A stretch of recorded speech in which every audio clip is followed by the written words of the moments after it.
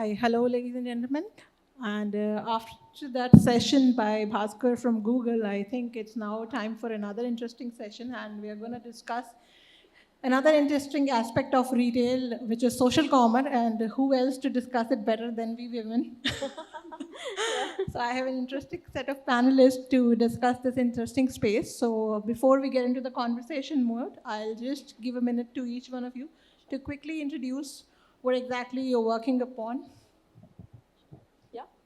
Hi all, my name is Neha. I'm co-founder at Woovly. At Woovly, we enable interactive video and live as an experience for brands and users. We have two different products. One is Woovly, wherein users come to our app and website. They watch videos which are created by influencers or creators. These videos are created on brands and their products. Users watch these videos, shop within the video or live environment itself, enabling social selling. As part of our offerings, we have one more product, which is Live2.ai. What we have been doing at Woovly at a scale, now we are kind of bringing it for the brand's own website and app. So now brands in their own website and app can bring these interactive videos and live onto their own app and website. And extending to it, what we are doing, which is a very futuristic product, is bringing this interactive experience exclusively on the TV environment. So from June onwards, you will also be able to shop while you're sitting at your home watching a show, and all of it will be enabled by Live2.ai. Thanks. Hi, I'm Mansi. I'm the SVP and GM of Ruposo. What we are building at Ruposo is basically we are looking to build a global shoppertainment platform. We are a big believer that shopping and entertainment are meant to be together. And that's what we have been focusing on how do we build an inspirational commerce world where consumers are having fun while shopping. And that experience we bring to our users primarily right now via video commerce, where a lot of the consumers are looking at videos of inspirational storytelling of products and buying via that. We are live in India at scale and also in Indonesia. And now we are also looking to go live in US. So very excited to bring this entire world of inspirational commerce to all of you. So tell me, I mean, we as consumers are used to different formats of shopping, whether we evolve from high streets to malls to marketplaces and now at social commerce. So, I mean, how big is social commerce a threat to the likes of Amazon, Myntra, and Flipkart? So, we were just talking in the room that fundamentally the era of e-commerce is coming to an end. And why I say that is, if you see as a consumer, all of you have started spending more time on videos than on text or conventional cataloging, right? Which means even for any brand, it's becoming critical to bring interactivity within their platforms. It can be in the form of social selling. Why I say social selling is, it's a very old age concept, like in the old age, if you go to tier 2, tier 3 cities of India, our moms and dads used to buy a product by looking at what's the neighbor auntie has bought. That's what social selling is. It can be your next door neighbor. It can be an influencer or a store expert who has the same persona as you, is giving you a recommendation for a product. That's what social selling enables. And I strongly feel that that's what's going to be the future of buying across the platforms. No, I think completely agree with Neha. If you look at decades before, shopping has always been an entertaining and social experience. Earlier, it used to be bazaar, then it became malls in the offline world. So I think now it is about how do we bring that entire shopping mall experience from offline to online. And that, in my mind, is what social commerce is breaking. I think e-commerce also has evolved where earlier e-commerce was about I know as a user what I want to buy, I'll go and buy. But that's, I think fundamentally shopping is about, oh, I found something interesting.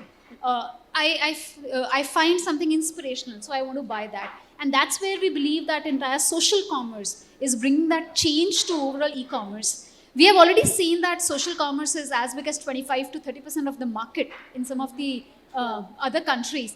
And we are very sure that at least in India also, it will very soon. Over the last 2 years only, we are seeing that growing very much. And over the next few years, it should definitely become a large part of the market. So, I mean, if we go segment-wise or sector-wise, I would say, I mean, is it only beauty or fashion which is actually seeing a larger play on social commerce? Not really. I would like to answer this. Interestingly, I was talking to somebody in Europe and China market, and they said that somebody has brought a tractor on a social commerce platform. So think of it. Why I gave this example is the kind of audience who will buy a tractor and buying that scale of tractor or the value of the product on a social commerce. At the same time, somebody is also buying their cars on social commerce platform. So it's not about the category. I think it's more to do with, are you able to kind of reach out to the right audience, build the trust among them, and then sell them the product what they are looking at. Is what these three are what combined are bringing in higher ASP products also. Yeah, absolutely. I don't think social commerce will be limited to a particular category. Yeah. I think it is how well the story can be narrated about the product, irrespective of the category. And second, I think what actually builds an impulse. Yeah. So whatever is latest, whatever is trending, like we have seen, irrespective, a new car launch. Yeah. If that happens on live commerce, I think the chances of it selling will also be high. So trends, latest, and of course a very beautiful story crafted around the product. At least we have seen that work very well, irrespective of the category. So what kind of digital spends brands are doing in terms of social commerce these days? So, I mean, you see, in Indian market, if you see, now what we are seeing is it's divided into three different categories, right? Influencer commerce comes under social commerce. Then, of course, your social commerce, which is video commerce platforms, again comes under social commerce, right? So what we are seeing now is from doing 4 to 5% of spend on influencer commerce, brands are kind of going towards 18 to 20% kind of spend now. That's the kind of jump what we have seen across, even in Indian market. That's huge. Yeah, and influencer marketing is a part of it, which was there. But now so many brands are adopting video technology within their platforms, crafting storytelling around their platform. So I think every brand is adopting social commerce in a different way. But given that users are now on social platforms, I think it is imperative for brands to be part of the social commerce wave. Okay. But any insights you can give in terms of the kind of brands or from which cities, from which segments or the markets which they would be tapping into, coming into the social commerce spree? Yeah. So, see, when the social commerce wave was started in India started back in 2013 and then kind of dipped in, again started taking off around 2017, 18, right? We see the problem statement was discovery is a challenge for smaller towns of India. I mean, as a tier 1 consumer, we are much more educated. We have much more exposure to data, right? However, the smaller towns of India, when let's say a girl talks about serum, it's tough for her to understand that by looking at an image or a catalog. So her behavior used to be, she would go to, let's say, an e-commerce platform, search for serum, in the end find the cheapest serum or the most reviewed serum and end up making a purchase. That used to be the behavior of buying, right? Now what has happened from there, wherein for smaller towns of India, doing a discovery on a video or live became a mode of discovery, which is being converted to a mode of buying now. That's how the shift has moved. Now even the tier 1 audience, if you see, we have started consuming only on videos, on stories, not just videos, on stories, on lives. So that has moved from tier 2 smaller towns of India to tier 1 more educated consumers of India, and it's actually growing across categories now. Yeah. And interestingly, I think when social commerce started, we also used to hear a lot that is it only women centric? Yes. That are there only users who are buying women? Actually, on our platform, 70% of the transactions, and we do more than 1 lakh of transactions per day, 70% of the transactions are by men. So it is not like social commerce is restricted to a particular category. I think it's primarily used as users. Most of us are spending more and more time on videos. So whether it is, we have seen equal split across different tiers of towns. So it's no longer restricted to like tier 1, tier 2, tier 3. Yeah. And even in demographics, we are seeing, especially of course the younger generation, a lot more because more and more consumption of video is happening in that sector. But it is actually interesting to see how agnostic of a particular segment of users it's actually spreading now. Okay, that's interesting. But any specific case study you want to highlight while working with a brand? I mean, anything, any modulation or specific segment you would have got into or created for them while working in this space? So for us, so we are an open marketplace. So we have a lot of brands, but also we connect with a lot of suppliers directly on a platform. And one of the things that we are seeing, especially in social commerce, is that at times it's a game of that one SKU, the one hero SKU, which the user will then the volumes are a lot. So very interestingly, we had a flashlight as an example, and we never thought that a simple flashlight is like a tractor or a car that who will buy. And one of our suppliers, he was very bullish on that this will become the next hero product, which is there. Okay. So within 2 to 3 days, we sold almost 30,000 of those flashlight by one supplier. And it is primarily like what the story that was crafted around that flashlight became viral on the platform, and then just that led to a volume of sales. So in social commerce, one of the things that we see is also it's not about the depth of SKUs, but it's also about identifying that potential hero SKU, which can then become the next viral product on the platform. So, any instance you want to share? So for, I would take an example again of a very smaller brand. It's a brand in beauty and personal care. And this was done on their own website and app. It's a brand which used to get like 11,000 users a month. So why I'm taking this example is to show that there is a power even for a smaller brands, right? Average session time of 16 seconds was what was there on their platform. After they integrated this social selling, when I say social selling, after they integrated these shoppable videos, which is users can watch and shop sections within their platform, they saw that 16 seconds went up to 1 minute and 53 seconds, and this happened in less than 60 days of time. So just showing that, how the consumers are changing the way they are discovering, and they're spending more time. Because they started spending more time, suddenly their conversion rates went up. They saw a conversion uptick of almost close to 2x just because the average session time went up. And this is the case for a smaller brand. And similar kind of results we have seen with much larger brands in the industry also. And what new segments of, brands you think need more education to come on this platform?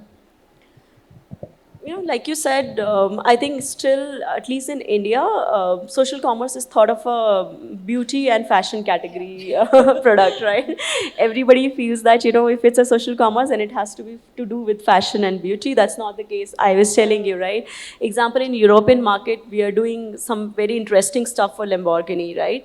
Wherein, think of it, a automobile brand, even in India we did that, an automobile brand who sold bikes for the first time on a live environment.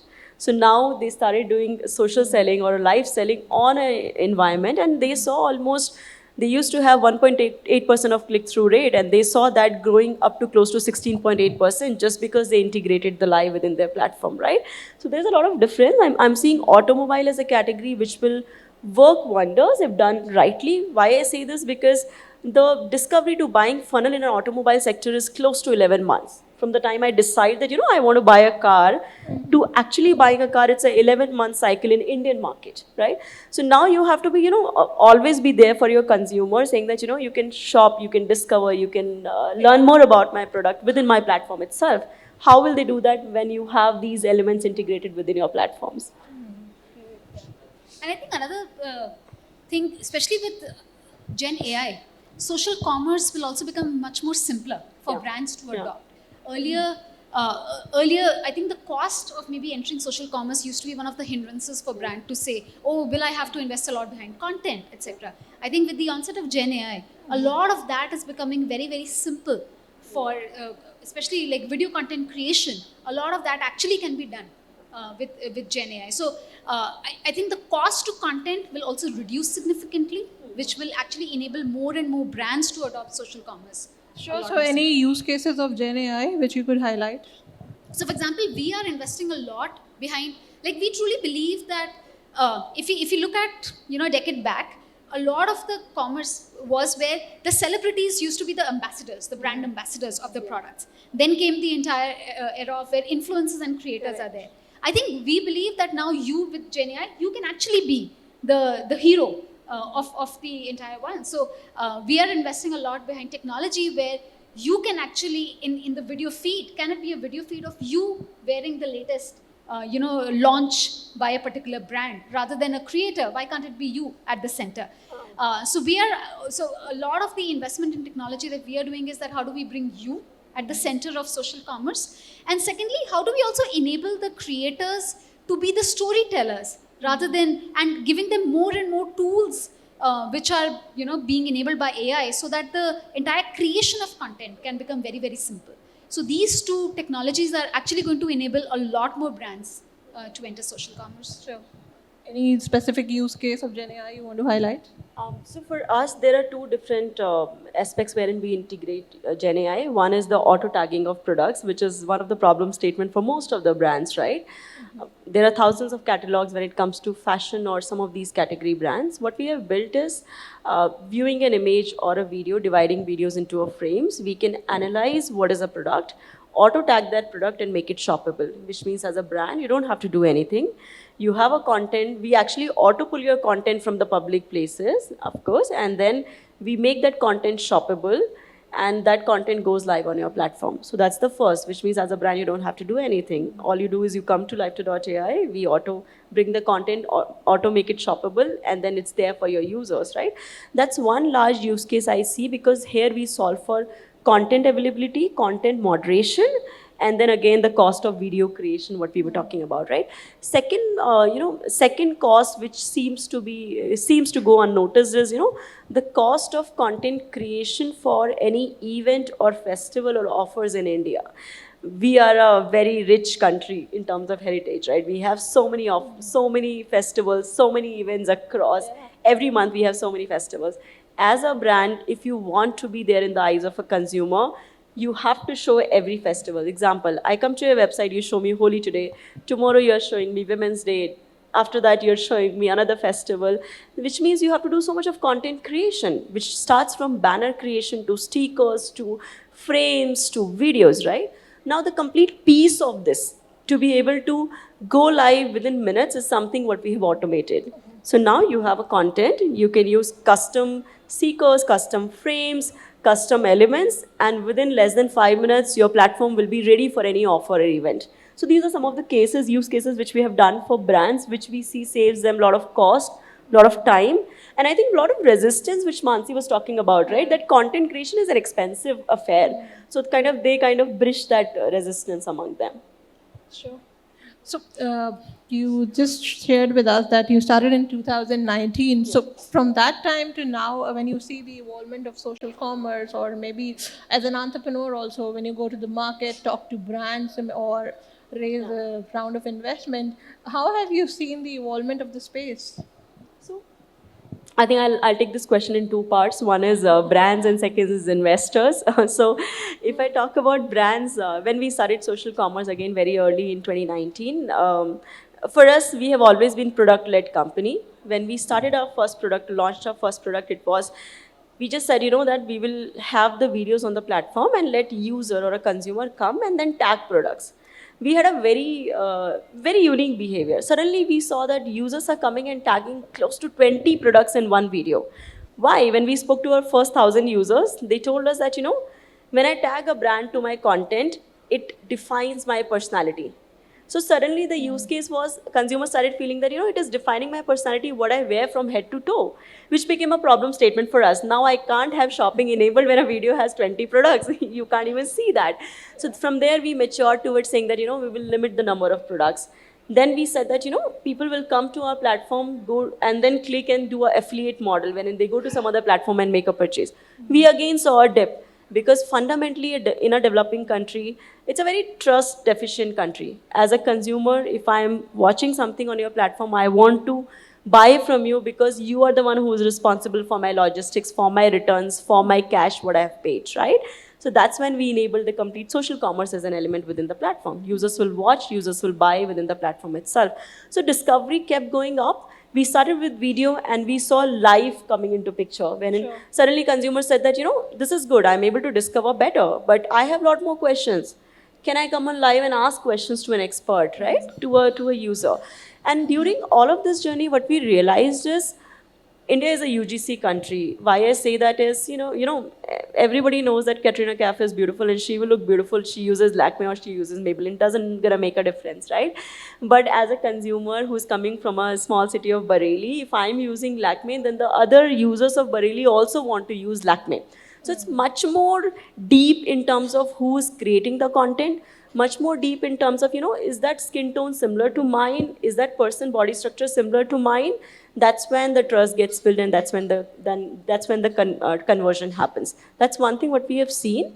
In terms of investors, I think um, till 2021, every call I had with investors, I was answering them, is it a product, is it a feature, is it a company, right?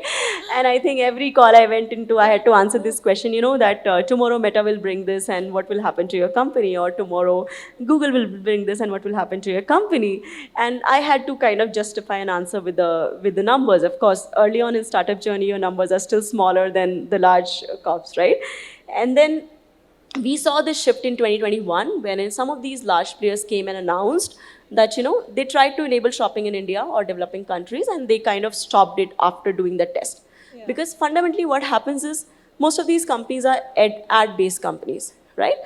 For a consumer, like I said, when I go to Instagram, I see a product, I click on shop, and then I'm redirected to a brand's website. So now as a consumer, I'm confused. Is brand going to answer my questions on when will my order be delivered, or is Instagram going to answer my questions? So suddenly what happened in the back end is consumers started going and raising operation issues to Meta or Googles of the world, which was not the product they were building. That's when they kind of put a break into it, right? And that became my answer, that content plus commerce experience has to be in one platform. You cannot have discovery somewhere else and commerce somewhere else.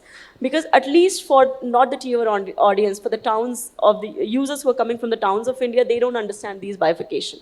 For them, it has to be single platform, which of course became an answer from execution itself. Yeah, absolutely. Interesting to hear that.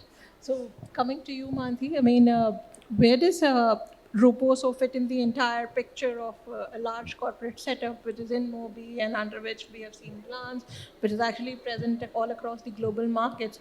And what exactly are the markets you're reaching out to? Is it the international domain as well?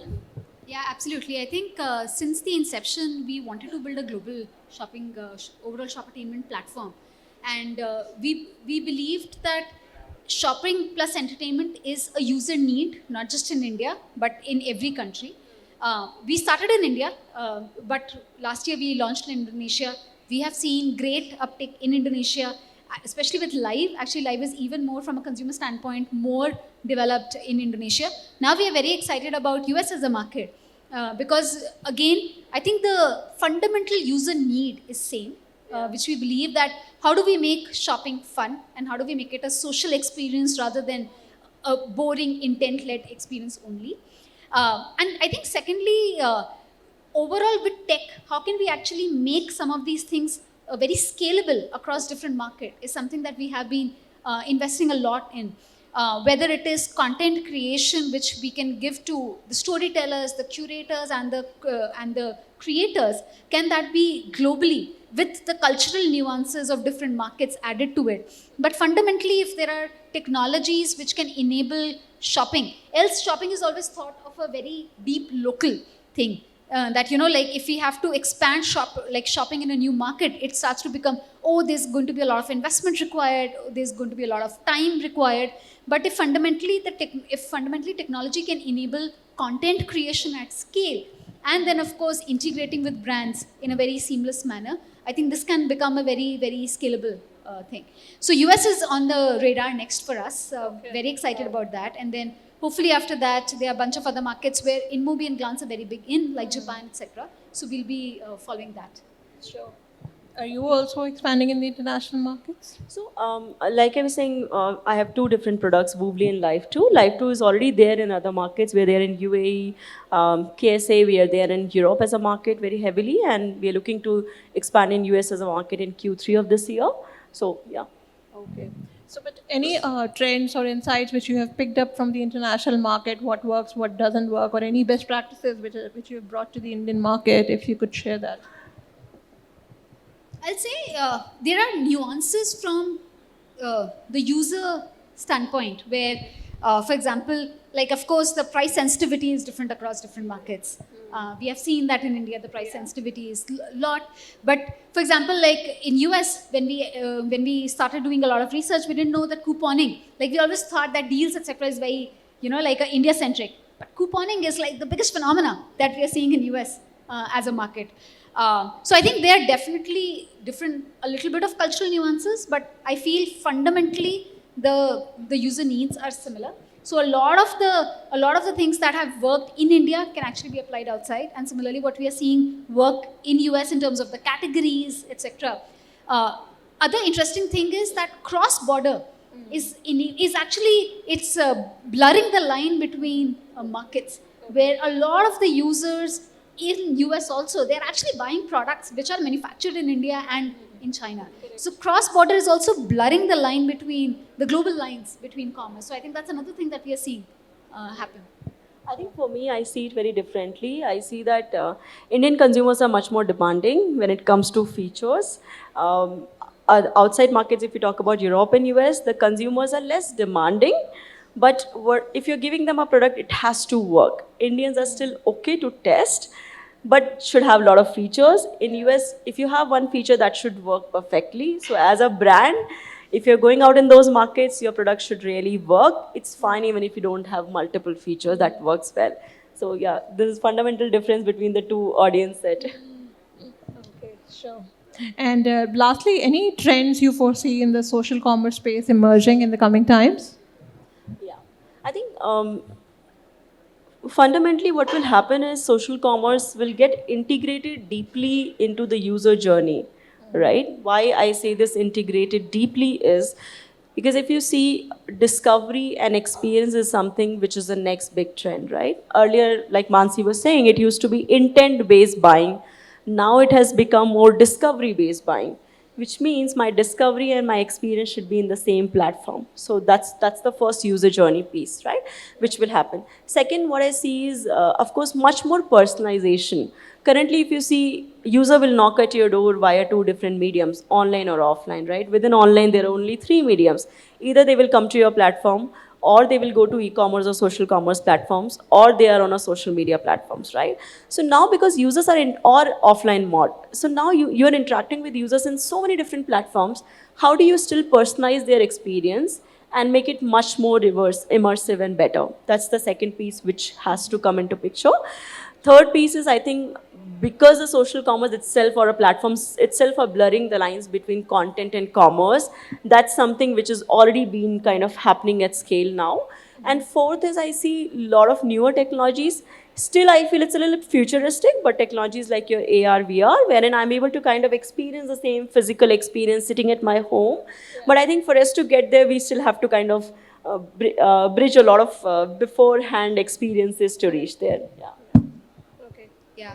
No, I think similar to what Neha mentioned, I think one of the trends we are very bullish on is that there's also, from a user journey perspective, even the way users are actually interacting with devices today is changing. It's also moving from just consumption within the apps to even an appless layer. And at least when we think about how users will consume content in future, it is not restricted to, there are millions of apps out there, and users are primarily, dominantly using 10 to 15 apps out there.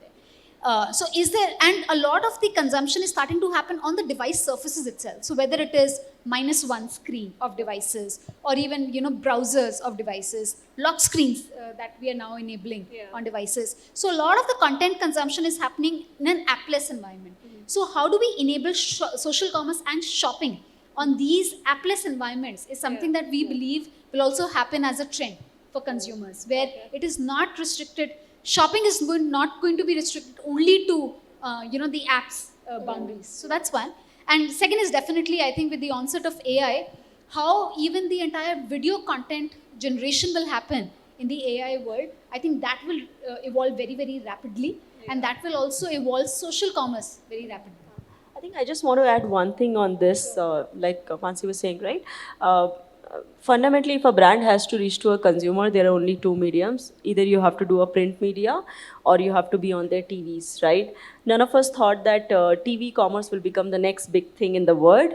I'm telling you from US and Europe as an experience, TV manufacturers, OTT players have spent billions and billions of dollars in experimenting this for the last 5 years.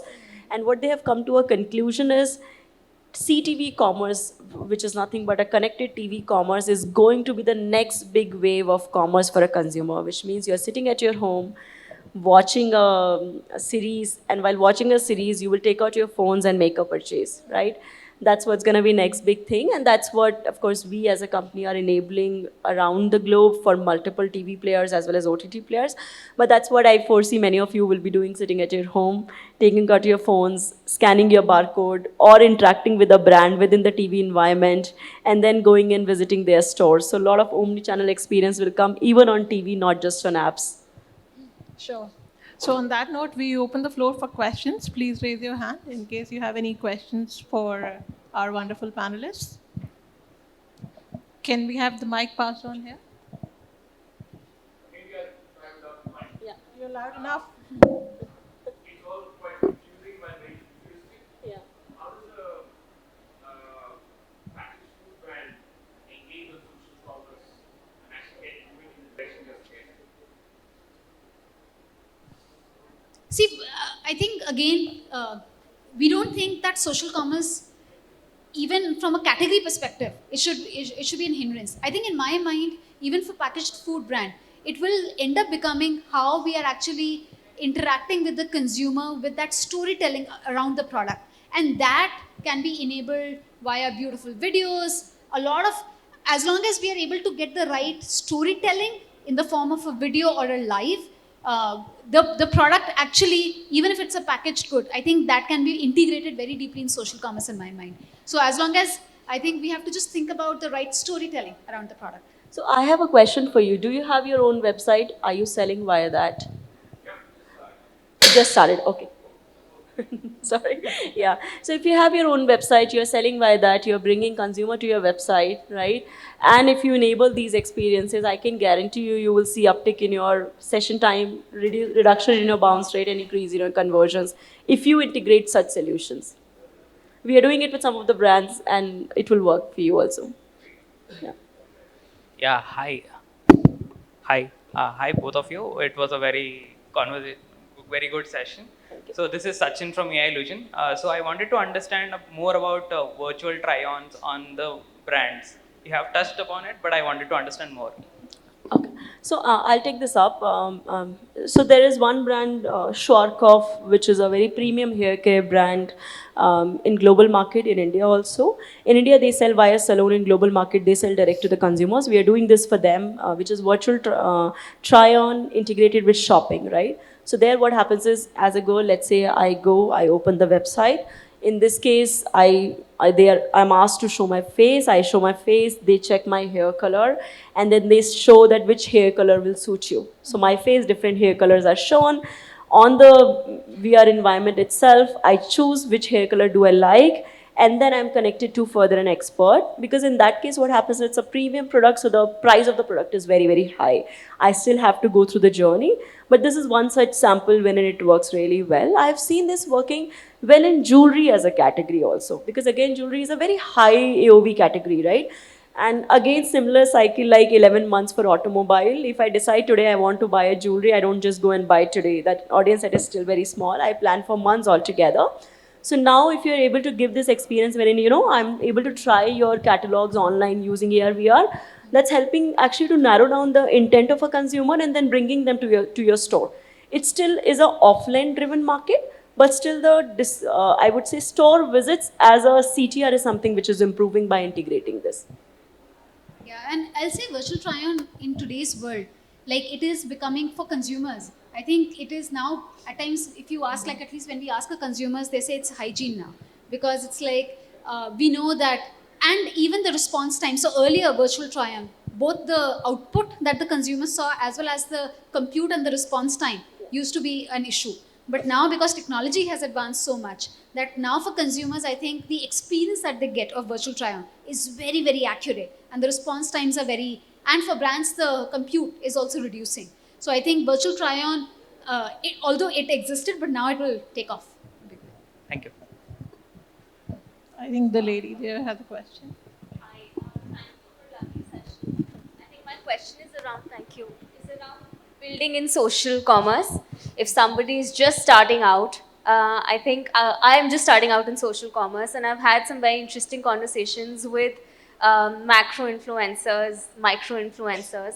I don't really know how to approach nano influencers. So I'd love to hear your perspectives on one, what would be some interesting anecdotes from your experience on recruiting your first set of influencers, which is very important, and two, what is it that you promise to them so that it becomes a win-win situation? Yeah. So, in my experience of having worked with over 60,000 influencer and all micro nano influencers, first of all, the advice is don't go to mega influencers, don't go to celebrity, work only with micro nano influencers, right? Why I say this is, um, sorry for the language, but why I say this is, it's good when you have a very good looking face or a handsome looking face on a camera. It does increase your engagement, but it doesn't increase your conversions, right? This is something which we have analyzed and experimented and then come to a conclusion that the conversion rates improved only when on the other side of the table, the person is more relatable. When I say more relatable, so in this case, the person looks like they are from the same town, the person looks like same skin tone, the person looks like, same language, is when it works. So working with micro nano influencers works really well. It's an operational game, however, still your conversions and your engagements will be much better, right? That's one. Second is, I think the other side of the problem for them is because, again, most of the brands or players are reaching out to larger set of influencers, again, from an operation perspective or reach perspective. These micro nano influencers are much more open to work with you, right? They're not looking at paid collaboration. Rather, they are much more open to try out your product and then give you an honest feedback about what they feel about your product. So I would suggest I always suggest this to everybody. For the first 100 or 1,000 of your consumers as a founder, you should reach to them yourself, have the first-hand feedback, and then give it to somebody else. So for your influencers also, speak to your influencers directly yourself. Pick up these smaller influencers, make them try your product. If you're selling, let's say, a product, right? Make them try your product, make them give you feedback and work along with them on that feedback cycle. That's something which works really well when you are scaling up in the journey. Completely, I think 100% agree. What we have also seen is that authenticity is what plays the biggest role in conversions, and especially with the nano and micro influencers who are believing in the product, which they are also, creating content on. I think that becomes very, very important. So even the business model with the influencers starts to become, at least when we work with a lot of our partners on the content side, it's also to say, can it be on rev share basis? Because then they actually truly believe in the strength of the product and rather than just like a fixed model. I think that's another thing which we saw work well, because then they actually are integrating it very, very deeply in their content. Thank you. The gentleman there has a question. Hi Mansi, hi Neha. Great session first of all, and I completely echo to your point that live selling is going to be a next, big thing for e-commerce for sure. My question to both of you is, I have two questions. One is a lot of app they claim that it's when it's a recorded content when they are playing live, they call it a live selling. Whereas in, let's say, if I want to ask question to the creator or a host, I have to probably chat or probably myself can join as a co-host to ask questions. So do you think this recorded versus live, which one is better, at least for now? Second is, when we say live selling, do you think content moderation is going to play a key role here so that we can filter what is not required and what is required? So your thoughts on that? Yeah, I think fundamentally bringing a consumer to watch live is a very hard affair in India, right? Why I'm saying this is because that answered your question of recorded session or a live session. Think of, for example, right? Even a brand who has 100,000 traffic, for them to have a user who will come at a certain date at a certain time, I think the number of people will not be more than 100, right? So that means it's a very costly affair for me to bring somebody at the same time, right? How does that how you can solve for this problem? The conversions are very high once a consumer is on live, but bringing a consumer is the problem statement, what all of us have to solve for. That's where the recorded session or a live session comes into picture. How does recorded session as a brand helps you is, you have a live which you have done, let's say in the past, you can always have that live running in your platform showing as it's a recorded live, which means you're able to typically cater to all of your audience who is coming throughout the month, right? I still feel that you should do that as an experiment, right? If you ask me what is more better in terms of CTRs, of course, a more interactive live session is more better. But is it feasible for us to do every time? No. So you need to do both the sides of the story. When it comes to interactive live, what we have seen ourselves working really well is more of interactive live. So what everybody does is, like you said rightly, there is a live which is happening, an influencer or an expert goes live, talk about a product, and then as a user, I'm just typing in a comment and asking my question, right? And somebody else, which is a moderator or co-host, is replying to my answers, right? Rather than that, what we have seen is if you have interactivity within the live. So now let's say in this case, Mansi is talking about a product. Neha can also come in a video-to-video environment and ask questions. Environment like this is something which is working much better in terms of CTR, in terms of conversions, and of course even engagements for the brand. That's what I feel will be much, much better. To answer your second question on moderation, moderation will play a very important role, not just in live, even in video commerce as a sector, right? Moderation has to be at two levels. One is tech driven, wherein of course you remove a lot of those content already before it comes out. Second is moderation in terms of relevancy, right? Is that question even relevant for my audience, right? Even when I'm answering, is that answer relevant for my audience? And who is going to actually moderate and answer those questions? So you will always have a layer of a face who's actually going live. You will always have a backend, which is a moderator, who is actually moderating those questions or engagements and who's answering, and then you have a backend layer. This will always play a role.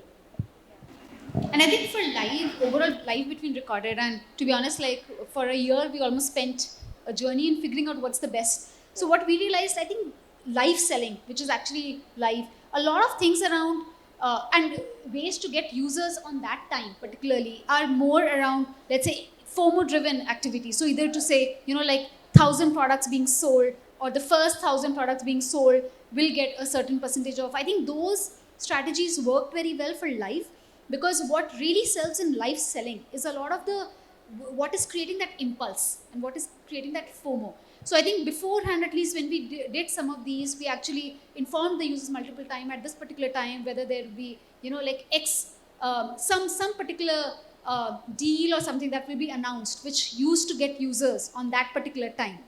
So that really worked in getting users, because that's important, that if you have a creator going live, how do you get maximum traffic at that point in time?